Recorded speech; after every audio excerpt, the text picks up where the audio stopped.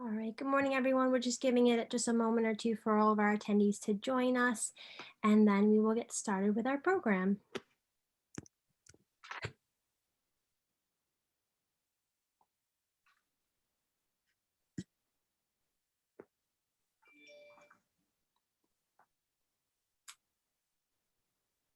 All righty, so good morning and welcome everyone to our program this morning, Young Professionals Conference and Scholarship Awards. Today's program is entitled Through the Eyes of Young Leaders, Career Journey and Future Goals. We're really excited to have you join us this morning. My name is Tony Joy Candela. I'm the office manager with the HIA-LI. And again, on behalf of the HIA, welcome and good morning. There's a few people that we want to acknowledge this morning before we begin our program. First, we'd like to thank our board members. Our board members play a critical role in moving our initiatives forward on a daily basis, and we're very appreciative of all that they do and the ways in which they help move our missions forward, as well as help the Long Island business community. So on the screen, you'll just see the board members that we have for helping us do this each and every day. Just a little bit about today's program. We want to just share a little bit about our scholarship as well as the event. So this event recognizes outstanding young people who will receive HIA-LI scholarships. It is very special as we are honoring and contributing to our future leaders of Long Island. In addition, our HIA-LI's Young Professionals and Entrepreneurs Committee, known as HYPE, our advisory committee, helped put together today's dynamic panel of young professionals and entrepreneurs who will be providing insight in today's employment world. And so again, we want to just acknowledge and thank our HYPE advisory committee, which many of them are on today's program. Again, thank you to the generosity of HIA-LI companies and small businesses and large businesses who contributed to our scholarship fund. Again, this is something that we host every year and we're able to participate and send that out to them as well. We'd like to also acknowledge the scholarship selection committee who spent much time reviewing all the applicants. We got a wonderful pool of very qualified students this year who sent in their applications and wrote essays to us, and we're very proud to have selected two this year. So we wanted to acknowledge and thank the two judges who were part of that, who are also HIA-LI board members, which are Bob Desmond and Scott Maskin. Just a quick overview. So the criteria for the scholarship, so that you're aware, recipients must be children of employees at HIA-LI companies who are planning to attend college or trade school on Long Island in the fall. Their applications are reviewed along with their transcript and essay, and their essay is focused on how will their career choice make an impact on Long Island. So today, before I introduce today's recipients, which we have both of them on with us today, which we're very excited about, to share a little bit about their experiences. I'd like to give a little bit of information and some exciting news that we have about some local college students. So nine student teams from Long Island, Farmingdale State, Hofstra, NYIT, and Stony Brook went virtually to New York State Business Plan competition this year. They competed against 269 teams from across New York State. 3 of them came back with honors, including, for the first time in more than a decade history of competition, the grand prize. Stony Brook's pedicure team, the grand prize winner, led by Joshua Zhu, COO, and Jylan Key, CEO, presented on their foot care system for aging and movement impaired individuals with conditions including arthritis, which affects more than 54 million Americans, and obesity more than 100 million, as well as those recuperating from major surgery. Inspired by Joshua's experience with his aging grandparents' discomfort with their uncut toenails as their physical conditions decline, they developed a unique patent-pending long-handled electric device with a safe grinding mechanism. Joshua is a medical student at Stony Brook. CFO Jessica Tao, CDO Jonathan Pao, and CTO Jordan Gorlick round out the team. Hofstra's CMS Biotechnologies received the State Employees Federal Credit Union Minorities Women-Owned Business Enterprise Award in Biotech and Life Sciences. category for its proprietary molecular separation technology that can reduce the side effects of drugs as well as manufacturing time and cost. CEO Ariel Gobaski is a PhD student at Zucker's School of Medicine at Hofstra Northwell and expects to graduate in 2024. Stony Brook's downtown dating came in second in the software and services category. Led James Martino wanted to revitalize the online dating market with an app that offers not only chats, but video calls and virtual reality dates. James is a MBA student currently working in the university's Office of Intellectual Property Partners. The teams were advised by Stony Brook SBDC business advisor Bob Harrison and technology entrepreneur in residence Michael Chang, and by executive dean of the Institute of Innovation and Entrepreneurship Stacy Sykes and vice dean Sharon Goldsmith. So a lot of really great accomplishments here. We have a few of these students on with us this morning. So on behalf of the HIA, we just want to congratulate you all for this amazing accomplishment. And again, thank you for joining us this morning for today's program.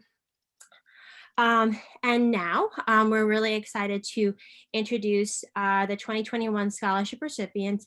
And again, thank them as well as their parents who are joining us virtually today for the program. We have with us both of our recipients, and you'll have an opportunity to hear from both of them this morning. So our first recipient of the 2021 HIA-LI Scholarship Award is Michaela Grout. I'm going to have Michaela share a little bit about where she's going in the fall and also talk a little bit about her career, what she's studying, and why she chose the field. So just want to pass it over to Michaela. Hi, I'm Michaela. I'm going to Stony Brook this fall, and I'm going to be studying marine biology. And marine biology is just something I've always wanted to do ever since I was little, like going to the aquariums. It's just something I've always known I've wanted to do. And I'm really excited to go. I really didn't think I would get in, but here we are. So I don't really know what else to say about myself, but thank you so much for this opportunity. I'm so thankful. Oh, our pleasure. Congratulations and best of luck in all of your future endeavors. There's really some really great things going on. And again, you had a wonderful application. So we're really happy to be able to give this honor to you this year. So thank you very much. The next student that we have with us also this morning is Brooklyn Rattel. Brooklyn, I'd like to have you also share a little bit about your, what you have going on coming this fall. Sure. Good morning, everybody. My name is Brooklyn. I'll be attending Stony Brook University come fall. I will be majoring in biology, hopefully following a pre-med track to become an internal medicine doctor. And I chose medicine because of all the experiences I've had, both shadowing in doctor's offices and volunteering at Good Samaritan Hospital.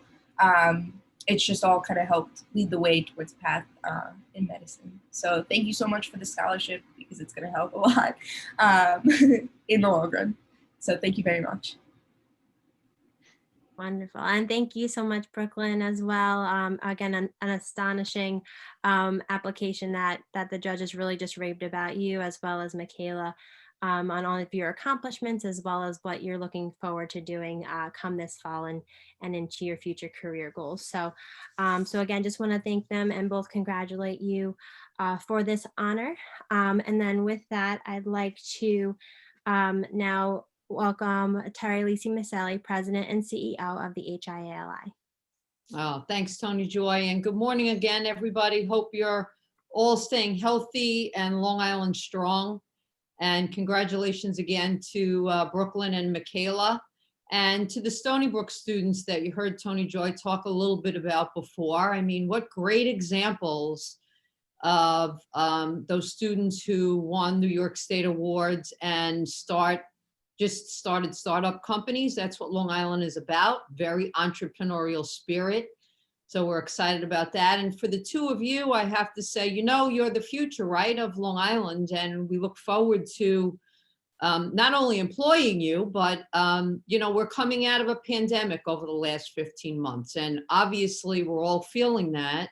And we're looking towards future leaders for your energy and your creativity and your leadership. So anything we can do to help you out, certainly let us know. Congratulations again. And I'll tell you that it was probably about 6 years ago that our Young Professionals Committee originally was born out of two of our board members who, Sue Gubing and Rita DiStefano, who understood how important it was for us to better get young professionals involved, saw they were struggling, saw many of our member companies had young professionals in them, and they were asking questions about how do I move up in the corporate ladder?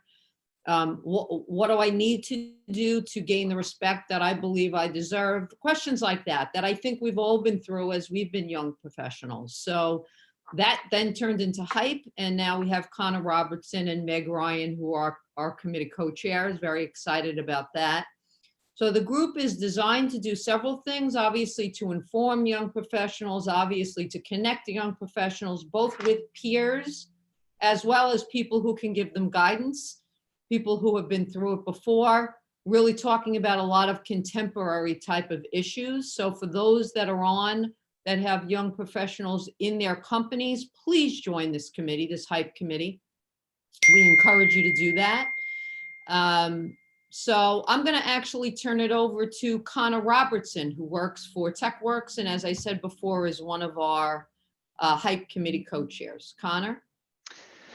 Thank you very much, Terry, and congratulations, Brooklyn and Michaela. So good morning, everybody.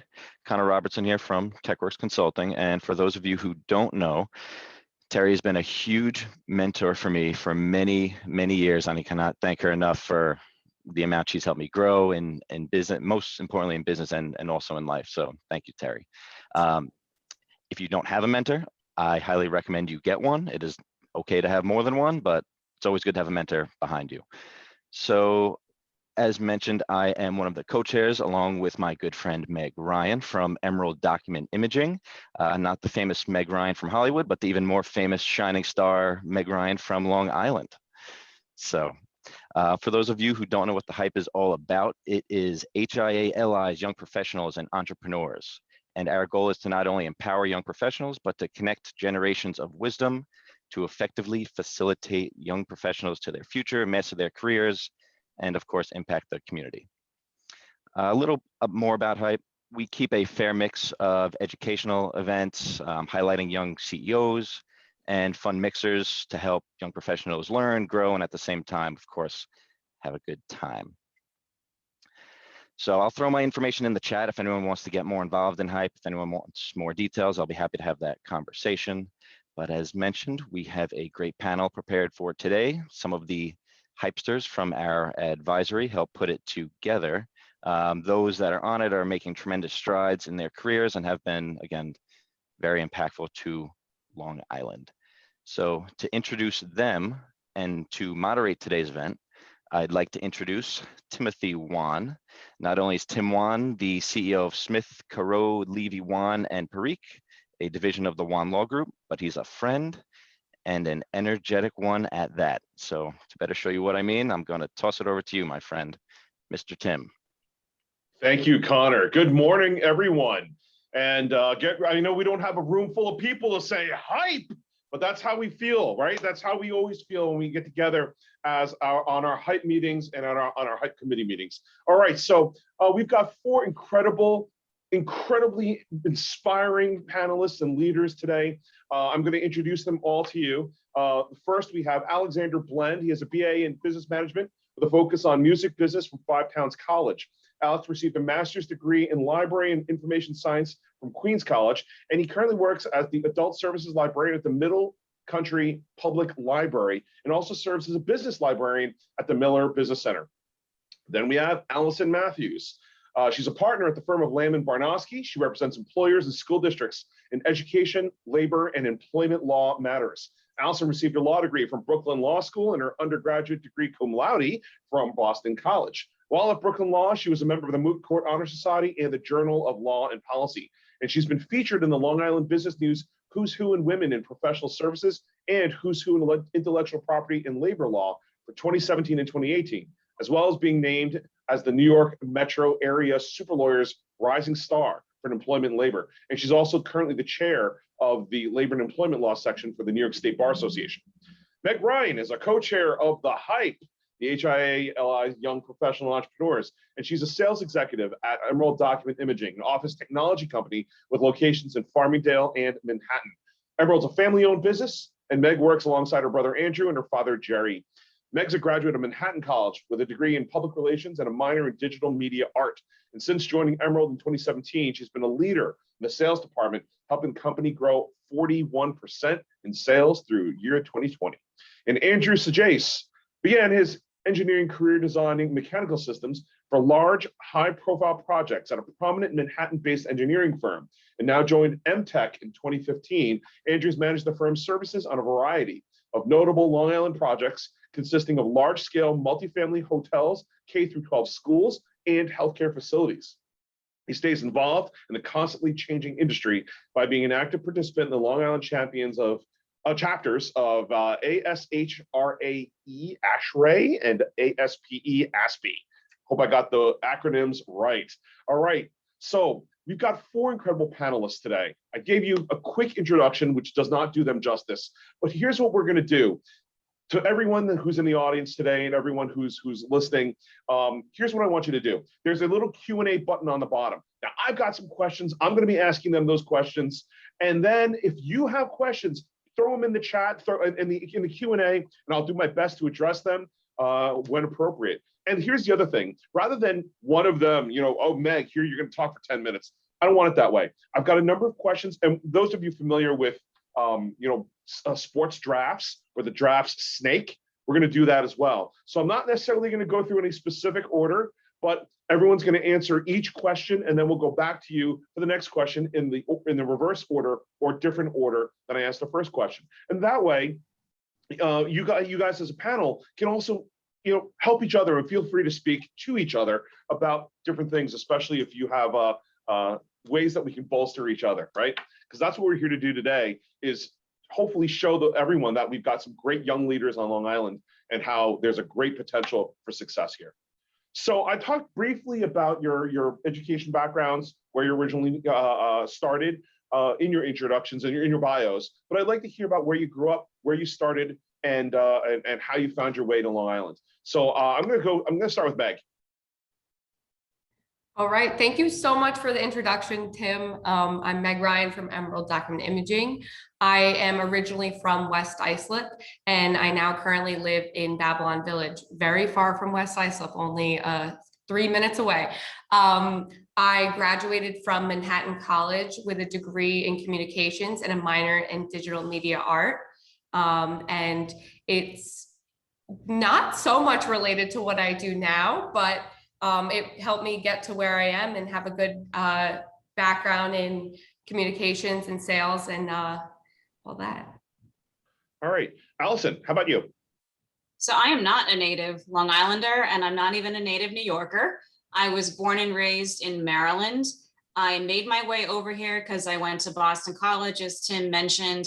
Somehow during the span of my time at Boston College, I got a crazy idea that law school was next for me. And I ended up at Brooklyn Law, like Tim, where I finished that. And in between my second and third years, I met my husband, who was working in Long Island at the time. And when it came time for me to look for work, that's where I ended up looking. And I ended up settling out here. Andrew, you're up. Hey, good morning, everyone. So I went to high school in Baldwin. That's where I grew up, in Nassau County, South Shore. Graduated there, went to Binghamton University, got my bachelor's in mechanical engineering, and I currently live in Comac. Nice. Alex. Good morning. Happy to be here. So I grew up in Wading River, went to Shoreham Wading River High School out east, North Shore boy, proudly. I went to Suffolk Community College, started off, got my associates there, and from there, as Tim mentioned in my intro, went to Five Towns College, where I got my BA in business management with a focus on the music business.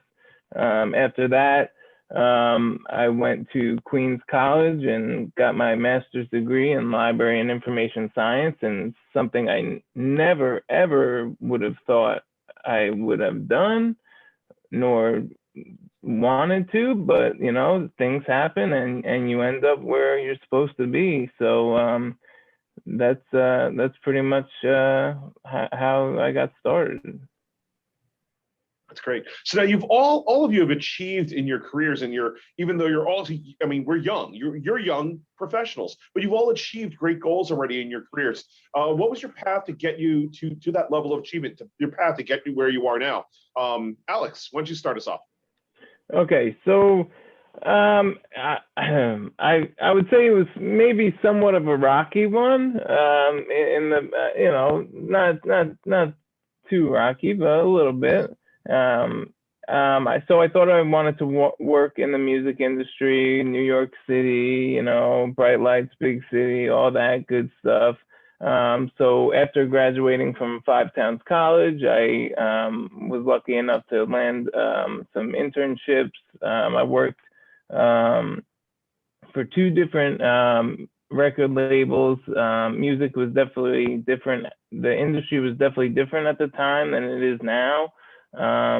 But I was interested in the back end of the music industry, how things work, how, you know, people make money on it, the music publishing, music law, things like that, and marketing artists and things like that. So I worked for two very different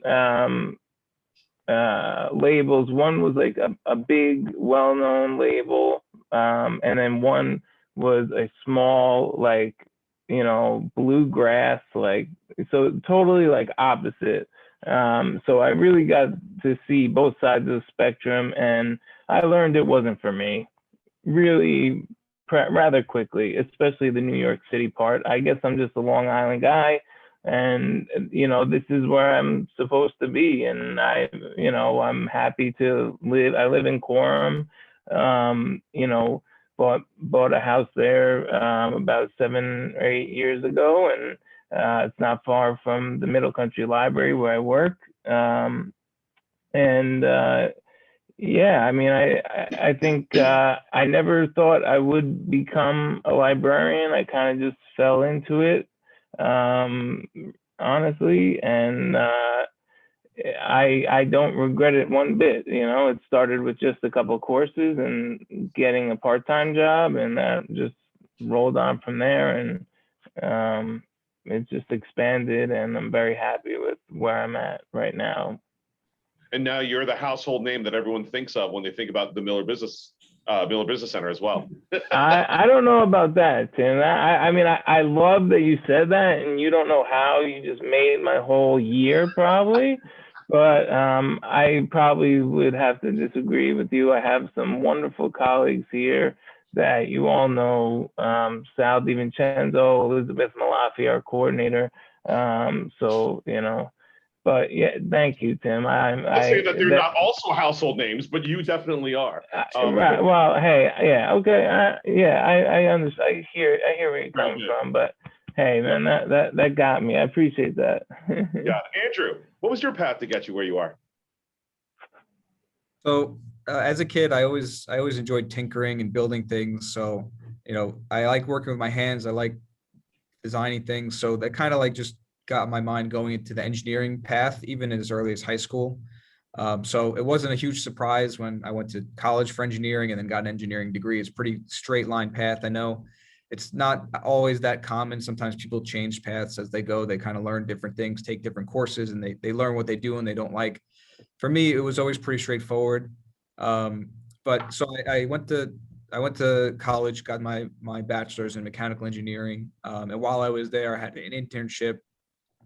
Summer before senior year, I had an internship in Manhattan at an engineering company.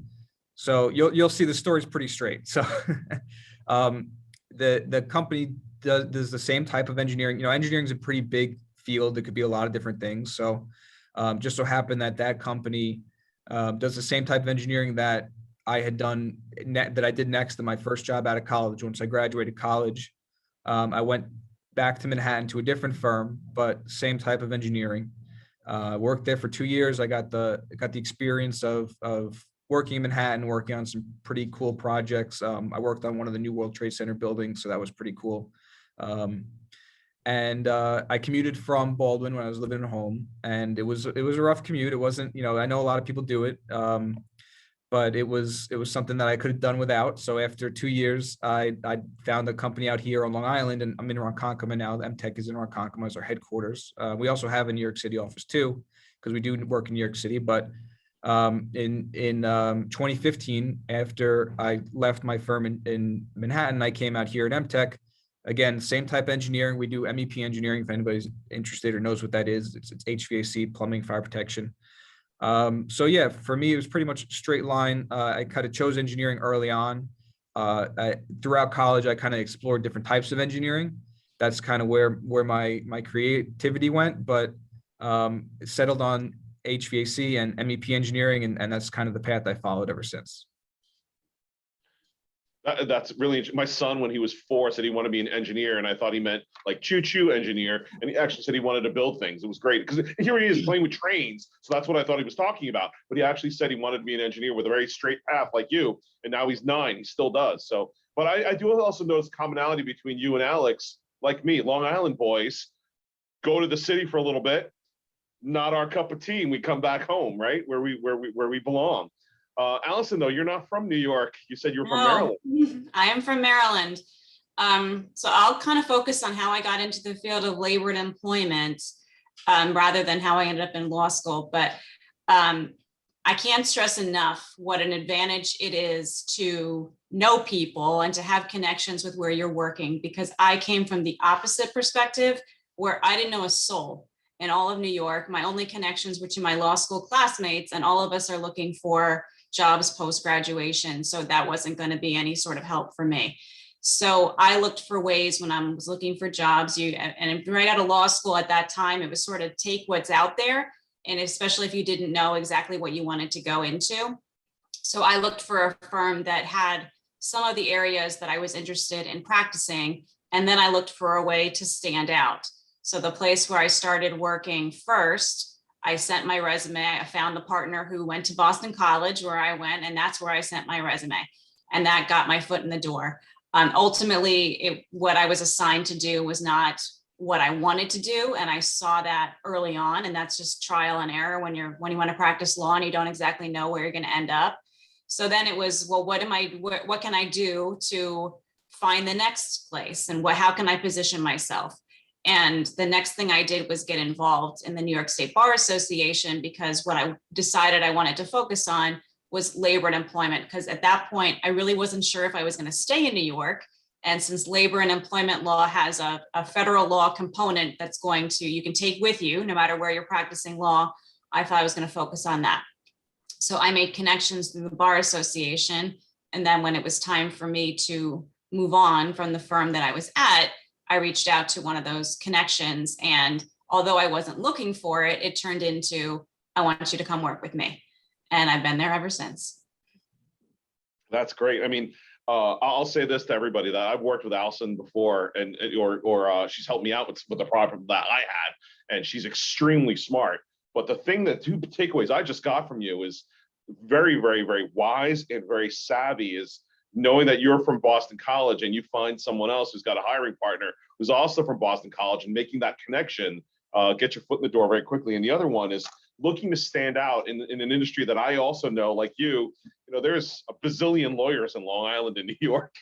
And if you don't have a way to stand out like you have and dig into the area that you're going to dig into, it is very hard to stand out, but you clearly stand out and have already done that. Meg, what was your Tim? Of course. All right. Yeah. So I mean, the obvious answer to how I got to Emerald is because it is my family business. But starting out, I will not lie, when I first graduated college with my degree in public relations, I thought I wanted something else career-wise. I wanted that experience, exactly what Alex mentioned, New York City, a glamorous job working in fashion, beauty, PR. And, I soon realized that it was not for me. And I was just another fish in the sea, where my father, Jerry, approached me with a real opportunity. And if someone told me in high school or even early college that I'd be working in technology in the family business, I would have been like, what? I think sometimes when you're younger, you want to break away from whatever your parents do. And I definitely remember feeling like that. But when you get a little older, you really appreciate and value something that they've built, and you gain a whole new respect for them, especially when it comes to operating a business. It makes me feel proud to say I work in my family business, and it's definitely been challenging at times, but I'm happy that my dad did approach me and take a chance on me, and I really do love what I do now. So talking about what you do now is why do you do it? Why do you do what you do? So basically, I support businesses with their office technology, such as their copiers, printers, their print management fleet. I work with offices with scanning software. I help offices go paperless. So anything that revolves around a workflow or communication of a business, from getting information to point A to point B, is really what I specialize in.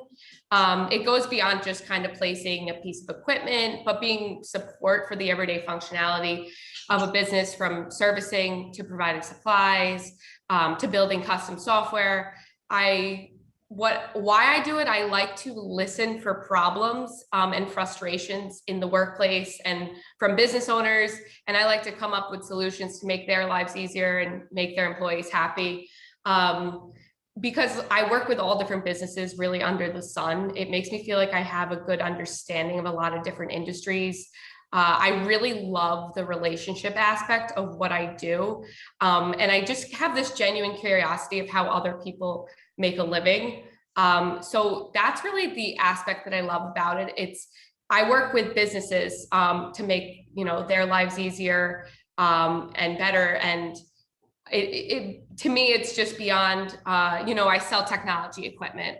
And it did take me a little bit to realize that is what I do, and it's beyond that. And when you build these relationships with business owners who put their trust in you, it's really, really rewarding. Right. And you predominantly deal with Long Island business owners. So we did open a branch in Manhattan, but I'm going to stay on Long Island for now. And of course, I'll do some work here and there. But yeah, I love working with Long Island businesses. Great.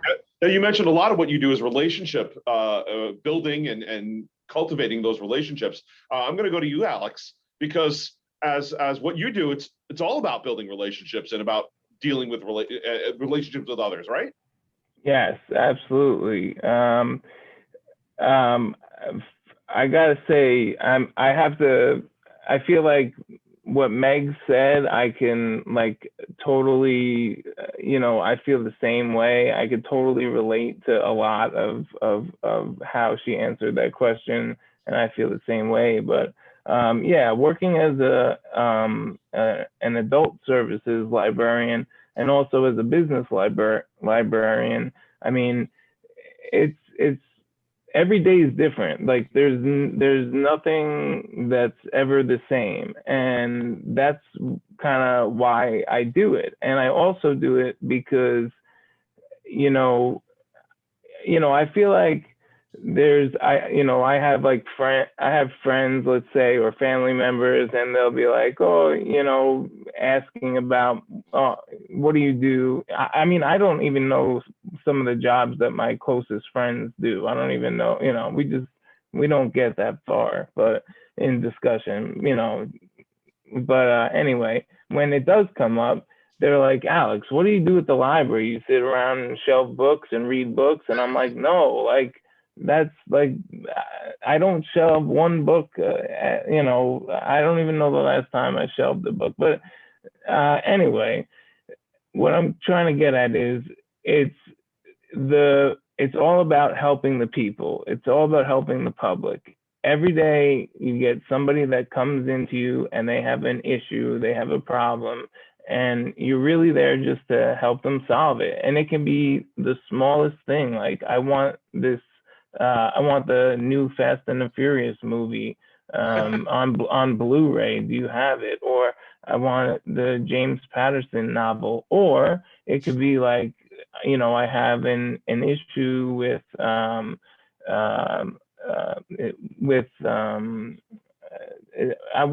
we build so many relationships, like with the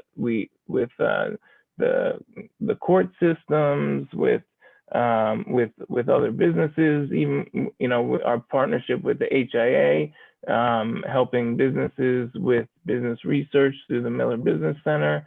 I mean, so we get businesses contacting us, looking for research to help them grow their business.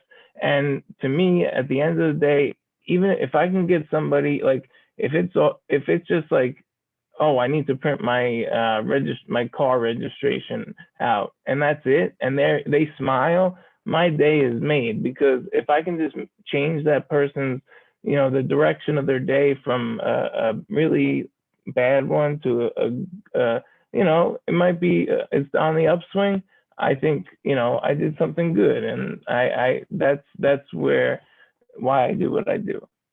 And helping others solve problems. That's my big takeaway from what you just said. And I know that I mentioned earlier, I hinted at Allison helped me out with a problem, helping me solve a problem. Allison, why do you do what you do? Besides helping idiots like me who get themselves in this situation they shouldn't be in. Well, if I have a collection problem, I'm not relying on myself, I'm relying on you. So I understand. I mean, I like what I do. It's all about people. It's all about employees and employee issues, employee problems, resolving them, preventing them. So what I enjoy most about what I do is there's always a story behind the problem and there's a way to navigate it.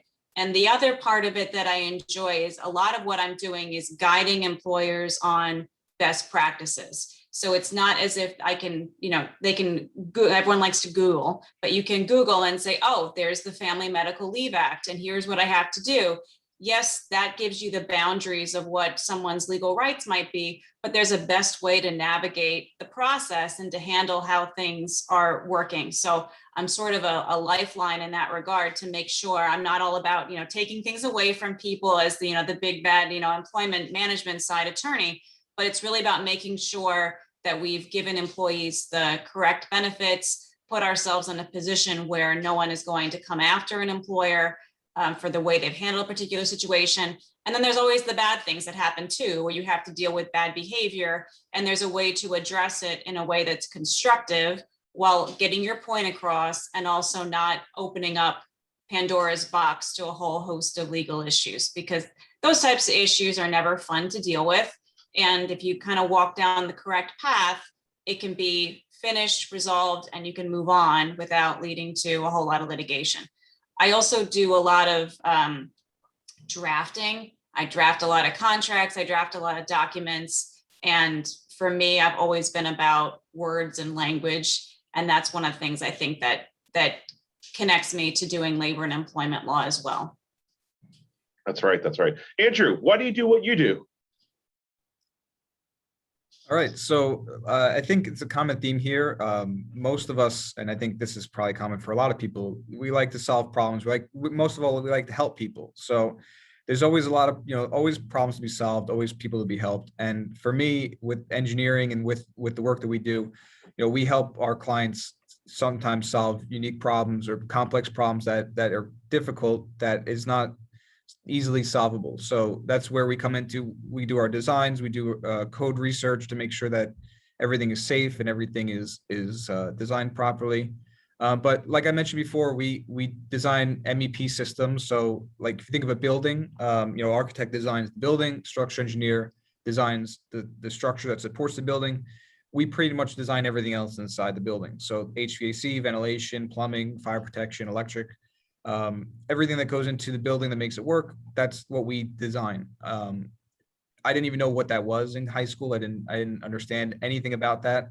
But I've come to learn it's a huge industry. Construction industry as a whole is a huge industry, but MEP engineering, there's a lot of work to be done there. And it's really satisfying when you have a challenge, something that's really difficult, and you could spend weeks, you could spend months, even years working on projects where at the end result, you have this finished product that somebody can now occupy, whether they're living in it or it's an office space, healthcare, whatever it is. It's very satisfying to help achieve the common goal that everybody wants this project to be built successfully. And it's really rewarding. Great. All right, Andrew, don't mute yourself yet, because I'm going back to you for the next one. Is what advantages are there for you in your industry for being on Long Island? Yeah, so plenty. So I'm sure you guys all live in Long Island. Are familiar with the landscape of Long Island. There's a lot of buildings, especially now. It seems like more than ever, it's a lot of construction. And whenever a building's being renovated, whenever a building's being built, and even when there's just maintenance being done, we've done like boiler replacements in buildings, but these are all benefits for us to be here on Long Island. There's a lot of work. It's good to be close to the project. Oftentimes we have to go out into the field, take measurements or look at some issues that might have come up and try and figure out the best way to tackle them.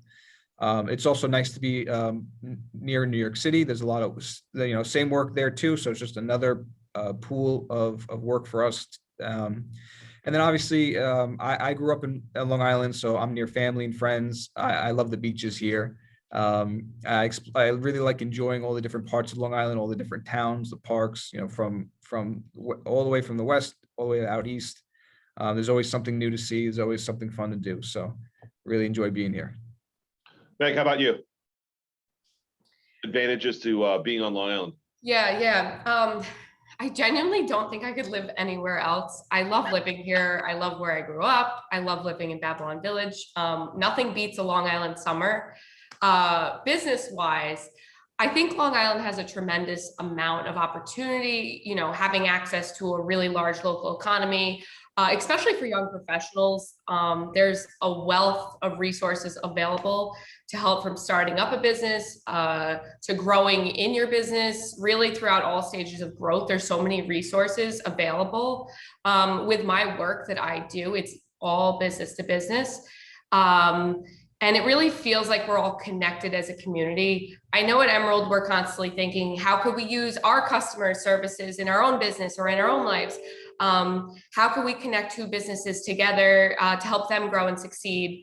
It's really relationship driven here. And I feel like that's what makes the Long Island business community unique. And of course, it is excellent having such close access to New York City. I do think there's tremendous opportunity there as well. But I think, like I alluded to before, the city overwhelms me really. And I really like that everyone's somehow connected here. Like us on this panel, we all know each other in some way and have a million mutual connections. So I love that you could walk into a business and, there's usually some sort of common ground, whether it's where they grew up or who they know or who they work with. So, that's really the big advantage business-wise and in, your own personal life as well. Yeah, it is a ridiculously small world. I can't go to the drugstore without running into somebody, or going to the grocery store without running into somebody that I know or met at some point, or someone I sued. Who knows? Alex. Exactly. Brings you to what advantages for you on Long Island in your career? Again, I mean, Meg hit it right on the head. She had perfect answer, Meg. But I feel like libraries on Long Island are super unique. I feel like I know that there's other, libraries in other states do a lot just as much and different things. And I think it all depends on the region and, where you live and, everything, what's needed there. But on Long Island, I mean, it's, we have the whole, library system is all connected, and to be able to just kind of grow into like a community center and just help the people. I don't think people realize, this is what I was really trying to say before, was that people don't realize how many people out there do need help. Like they, you know, and a lot of us are fortunate enough to, you know, be able to afford the luxuries that we have, but there's a lot of people that don't, and it like surprises you sometimes. You know, but from my profession, I've learned, you know, just from seeing that, you know, it's a public place, you know, so everybody and from all walks of life come in, and boy, do we see them, and you know, it really changes your outlook. So I think it's a learning. It kind of like broadens your, you know, idea of the world, and you know, in a way, just to see, you know. Yeah, my wife is not from New York, and she tells me that the library systems in Long Island are exceptionally strong, and got my kids and my older daughter involved in volunteering at the library and doing some of the library programs, because we do offer some incredible programs as a community all over Long Island, which are really unique to the region and probably the country. Yeah, for sure. And gosh darn it, I forgot what I was gonna say. But you're right. There are libraries offer so yeah, no, it's okay. Libraries really do offer so much. You know, with people think like, you know, like I said, it's becoming more of a community center. You know, we have, you know, ebooks, audio books, so advancements with technology, 3D printers, then even other kind of like maker spaces, and there's just so many, it's like endless. So we are just constantly evolving, and that's one of the best, you know, perks or benefits of being a librarian, is just, you know, it starts with the books, yeah, you know, because everybody still loves the book, you know, but you know, there's so much more than that. Yeah. That's right. Allison, as the non-native New Yorker, non-native Long Islander, what advantages are there for you being on Long Island?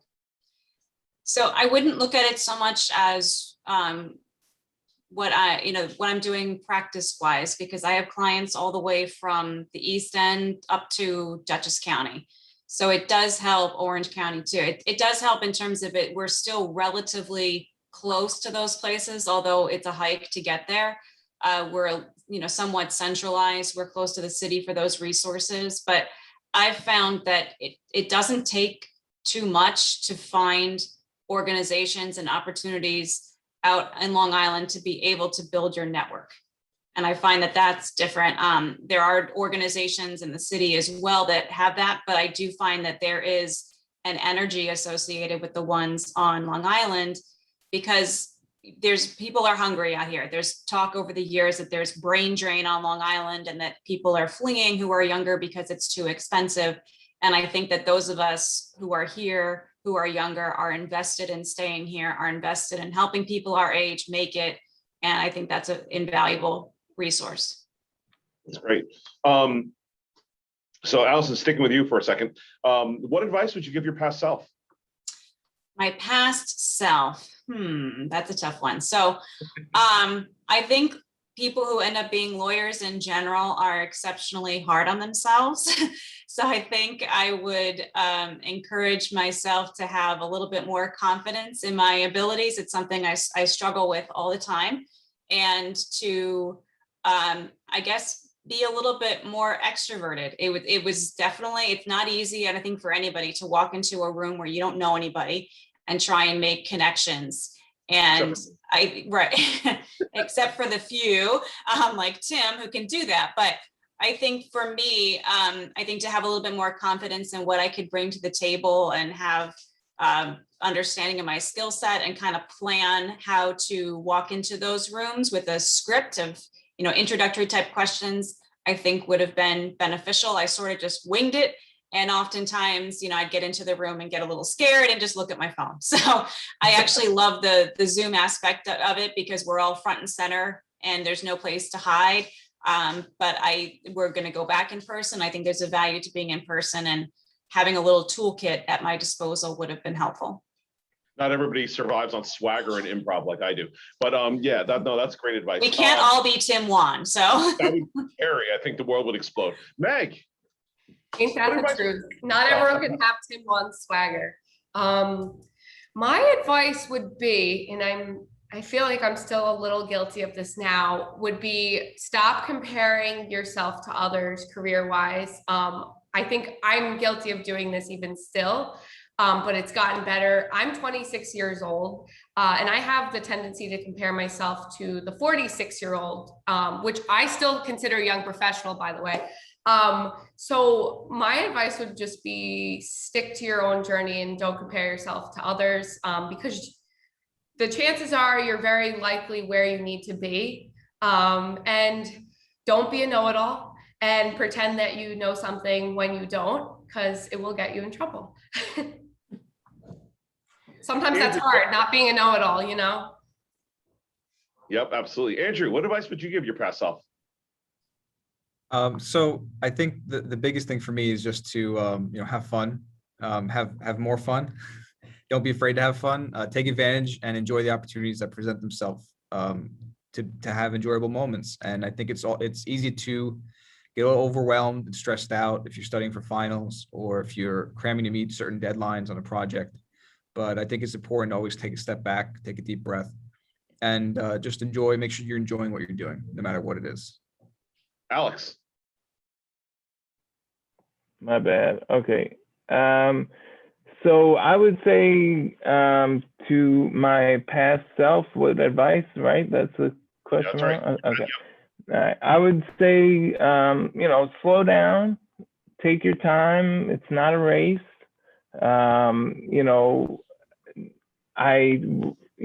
Do some research and really think about, what you want to do. And I know that's hard, and I don't know that it may not be necessary in the beginning, but I think it's always something to kind of keep in the back of your mind as you're graduating from high school, going to college. Of course, enjoy the experience. Of course, like Andrew said, that's what you're there for, to get that college experience. And there's a lot of great universities and colleges here on Long Island, and and they will offer you great career and life experiences as you go there. But I think that it's also just kind of make some time to kind of just slow down and think about what you might want to do in the future, and jot it down, make notes, and look at it every now and then, reflect on it, because I think it could be helpful. That way, when you graduate, you might be a little bit more realistic with yourself, or and you rather than waste time on just kind of, and I'm not saying don't be always go for shoot for the stars, for sure. Shoot for the stars for sure every day. Everyone should be doing that. But also, hang on and be realistic with yourself, and kind of, and still go for your dreams. I don't know if find a balance there somewhere, but just go get them, Absolutely. All right. So here's an interesting, here's what I wanted to ask you all, and I want you to think about this. Is clearly you all love your career, you all love doing what you do. And you talked about why you do it. We've talked about what advantages and some advice, but what thrills you? What's that one moment, that one proud chest moment that you have that really is the one big thing? What's that proud chest moment? Allison, how about you?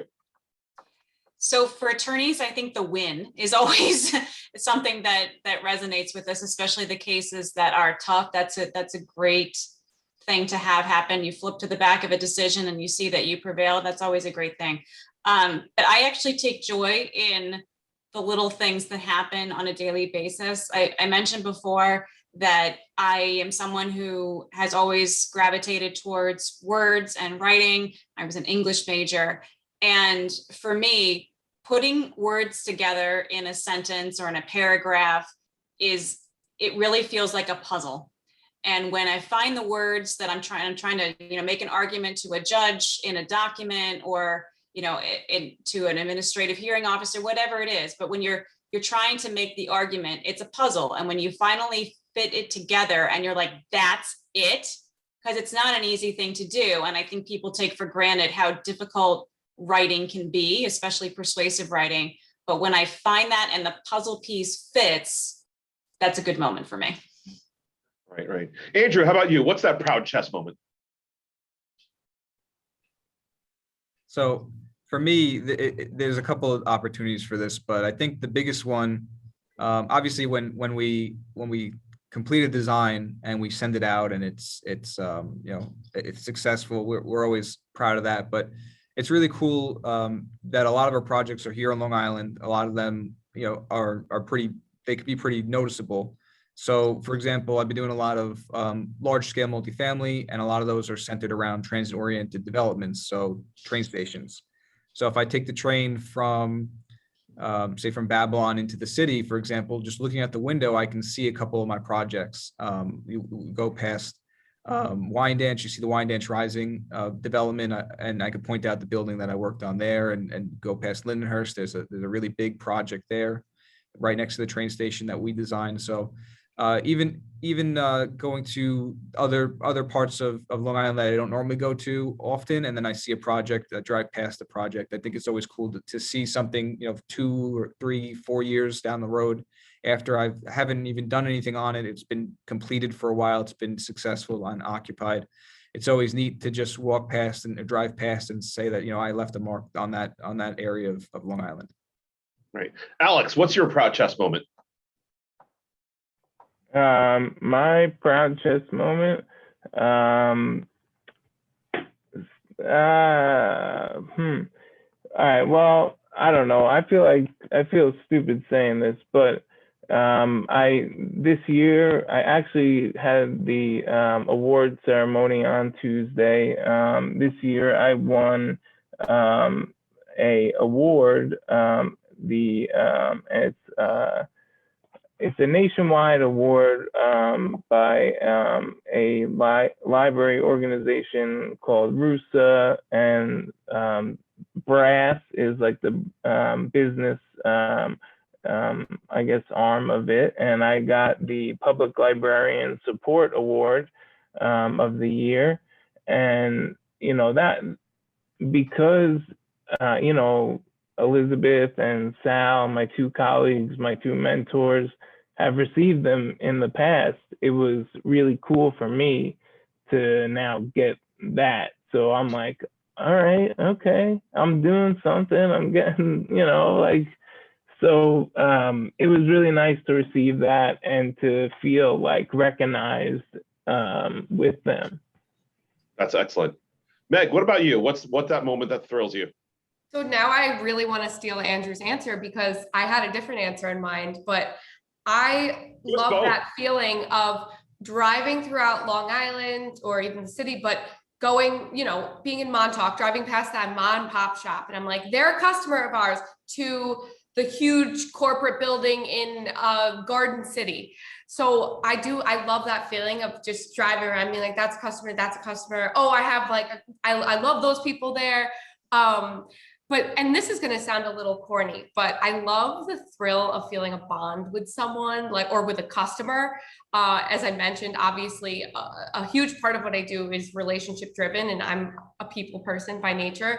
So what drives me is connecting with people. And I love when my customers show me pictures of their dogs, their kids, grandchildren, the nail color that they picked out, or the sports team that they're rooting for. So that proud chess moment really comes when I know people trust me.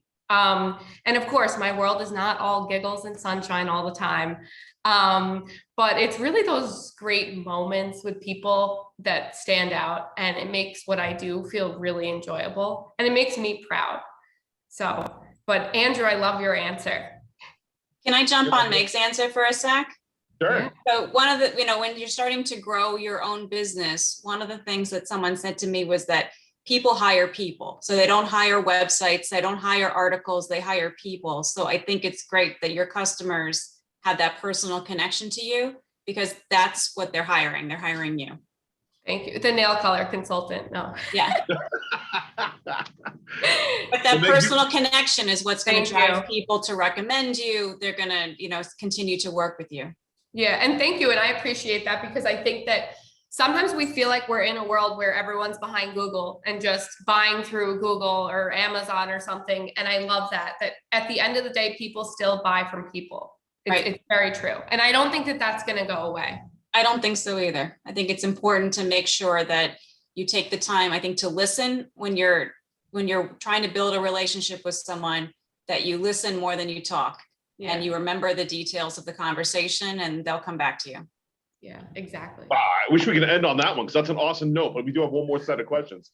Pressure's on to make our answers really good then. I know, Allison, that was the winner right there. Now, first of all, if anybody does have Q&A, please feel free to put it into the Q&A button on the bottom as we go into our last set. Here is where do you see yourself in 5 years and then in 10 years? And Meg, start us off. So I've had some incredible mentors since I started my career, which obviously I've recently started. So, and they've helped me tremendously. And I really just hope I could do that for young professionals one day, to kind of give back what was given to me, to help me grow in my career. And of course, I hope to be a leader and play a vital role in the long-term succession for the next generation at Emerald. It's a really exciting time to be working in the technology industry. It's always changing, and I'm just excited for the new opportunities and growth that's to come. Hopefully in 10 years, my dad can take some more vacations and let myself and my brother Andrew run the show a bit more. He's still very much hands-on in the business, as he should be. And I would love to see him be able to, he's taught us so much, and us really, take charge and make him proud and feel like he can go to Florida for a week or so. So that would be the 10-year goal. I already know Jerry's proud of you. We know that. Alex, where do you see yourself in 5 years and 10 years? Oh boy, this one's tough. I'm really not sure. I mean, maybe in my personal life, I have a better idea. But professionally, I'm just trying to grow. I mean, in the library world, it's a civil service job. So I really would like to, and am, working on just kind of moving up, growing within the the library world. Possibly, I'd love to be a department head or possibly an assistant director if I could achieve those goals. I mean, I don't want to put like a cap on where it may sound crazy to somebody in my field to hear me say this. To you guys, it may mean nothing. It probably means nothing. But I don't know. It's kind of a small world in a sense. So there's not as many opportunities. So you really have to kind of really go for it and be dedicated, and I just plan to keep going 100% and just do what I can to kind of just continue to grow, and hopefully, like Meg said, give back to the younger librarians coming up and younger professionals as well. I think I mean, HYPE is a wonderful networking group. There's so many other young professional networking groups popping up all over Long Island or Suffolk County that you hear of, and it's so nice to hear that's happening. So I feel like, you know, and HYPE, I feel like is just is the best, is the top notch gold standard by far. You know, thanks to Meg and Connor and people like you. So, you know, that's it. I don't know. I kind of trailed off and, you know, switched No it. problem. Andrew, 5 years, 10 years. All right, so pretty exciting, actually. My wife's due with our first child next week. Hey. Oh, So in wonderful. 5 or 10 years, I expect to have at least one child. Oh, you know, maybe more. We'll see how the first one goes. And by 5 years, maybe you'll get a full night's sleep. Yeah, right. That would be a good 5-year goal. So yeah, but professionally, I hope to be, you know, get promoted in my position here, maybe become more of a management position, maybe a partner position. I'd still be working here in Ronkonkoma and on Long Island.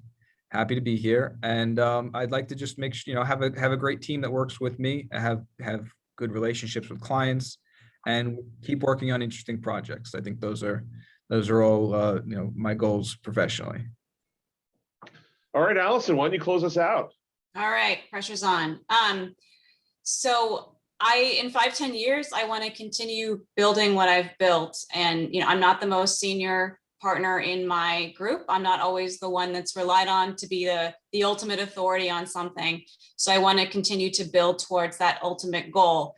And one of the things that I have noticed, I'm just a smidge older than Meg, more than a smidge, but I'm a smidge older than Meg. But I have noticed that when you continue to build the relationships, as she has talked about, and lay the groundwork, and that's everyone you come into contact with, from the leaders of the business down to the people that deal with the day-to-day issues.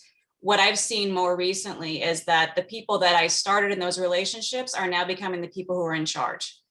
And I want to capitalize on that and continue to build my own practice area and make those connections as we all move into higher positions. Thank you, Allison. All right, everyone. That concludes the standard questions. You know, the things I was going to ask, and I don't see any Q&As popping in. So last chance, if any of the attendees want to help me out here, give me something to improv, give me something to throw them off, or we've got nothing. We were that comprehensive. We covered it all. We've inspired you all. Wow. All right.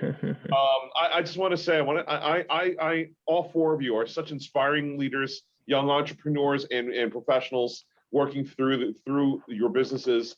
I'm very honored to have been your moderator today. And I hope to all the attendees that you got some inspiration, that Long Island's a place to be, right? And we're all here and we're all loving it. And that you got some takeaways and some inspiration from today's panel.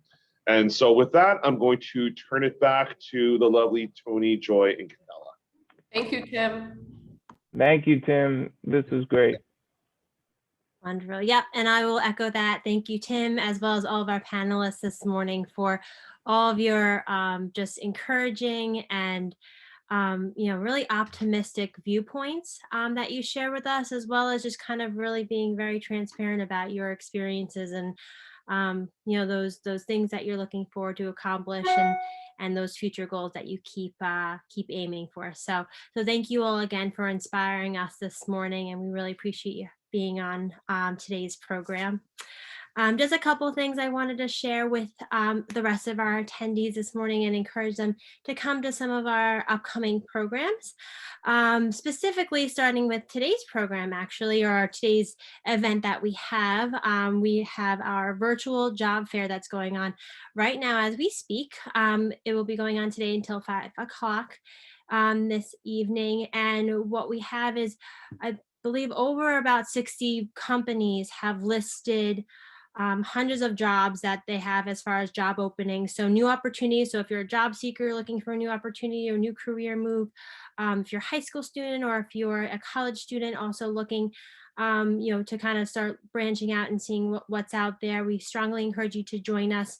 We'll be putting the link to our virtual job fair in the chat.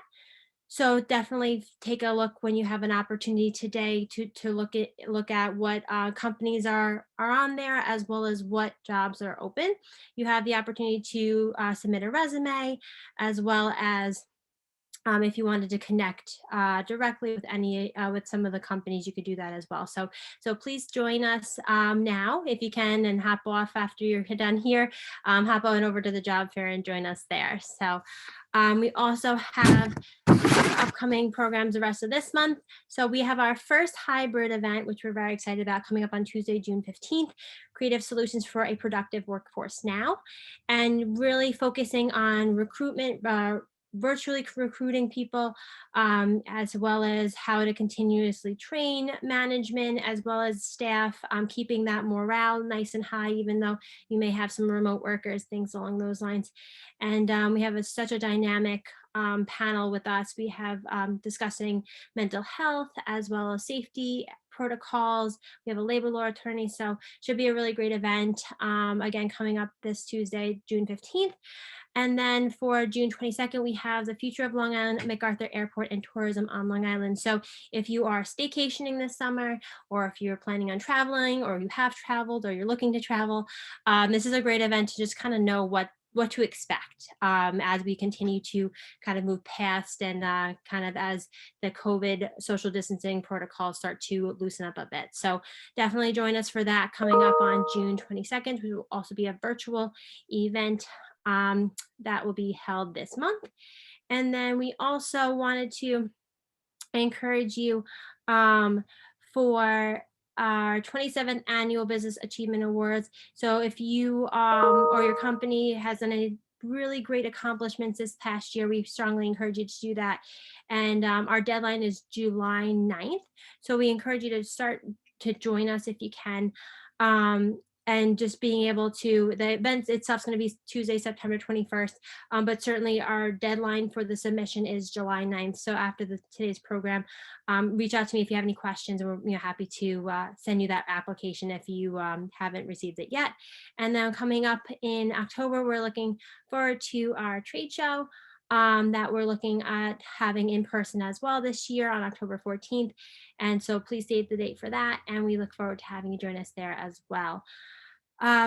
Please continue to check out the HIA-LI calendar and for upcoming events and committee meetings and anything along those lines. And just with that, we want to thank you all again for joining us, and thank you to our panel, to Tim, our moderator, and we just look forward to having you continue to be with us at our upcoming program. So thank you all again, and have a absolutely wonderful day. Thank you. Bye, everyone. Thanks for having us. Thanks for Bye-bye. listening. Take care.